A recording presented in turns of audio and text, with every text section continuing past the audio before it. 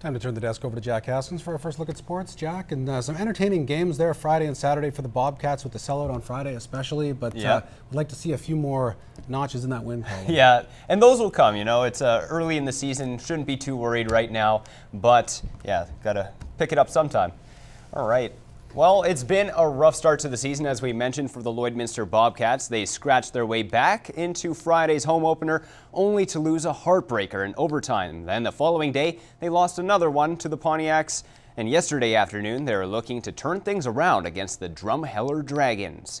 The Cats were back at home for this one. It was their third game in as many days, and it showed early on. Dragons on the power play. Kevin McMillan wrists one from the point, 1-0 Dragons. Drumheller adds another one to their lead just moments later.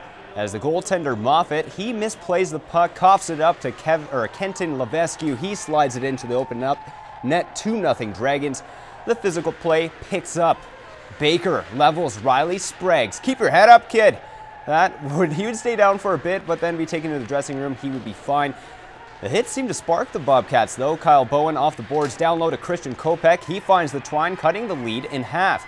Dragons get one back, though. Levesque picks up the puck behind the net.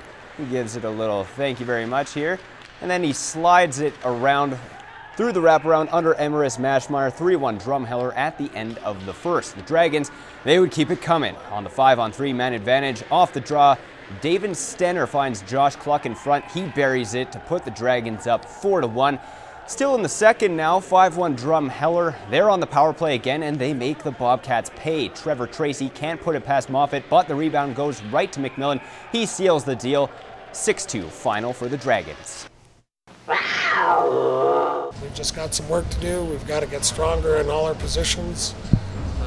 We need to make a little bit more commitment, and anyone who knows me knows that Tuesday and Wednesday won't be pretty around this arena. No, we're not looking for any excuses. So, I mean, we weren't the team that we know we can be, and we've got a week of practice here, so hopefully we can get back to it. Moving to the pitch now, the Lakeland Rustlers soccer teams opened their season this weekend with a couple of games. We'll start with the women's team, who squeezed out a 4-3 win against the Kodiaks on Saturday, but they were shut out 4-zip by the Rattlers the following day, so they're 1-1. The men's team, well, they didn't have much luck this weekend down in southern Alberta. In their first game, they got blanked 2-0 against Lethbridge. Then on Sunday, they lost by the same score to Medicine Hat. The Rustlers will be hosting their home openers on Saturday against Mount Royal. The defending Division I Rugby Championship team Lloydminster Reapers put their title on the line Saturday as they hosted the Saskatoon Badgers in the semifinals. The Reapers and Badgers were tied for the most of the first half, but Lloyd led 5-0 at the break.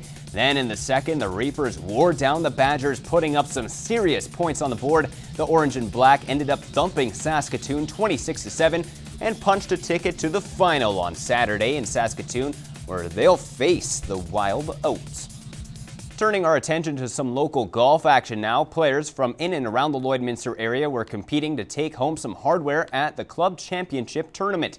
The Super Senior Ladies Club Champion is Vicky Lamb. She shot an 86. Joanne Schiller won the Senior Ladies title with a 90. And the Ladies Club Champ is Robin DeJong Jarvis, who finished with a 79. To the men's now, the Senior Super Club Champ is Roy DeJong. He shot a 97. Gary Loney put a 72 up on his way to becoming the Senior Men's Champion. And Barry Flint shot 3 over par to take the Men's Club Championship title. Way to go, Barry.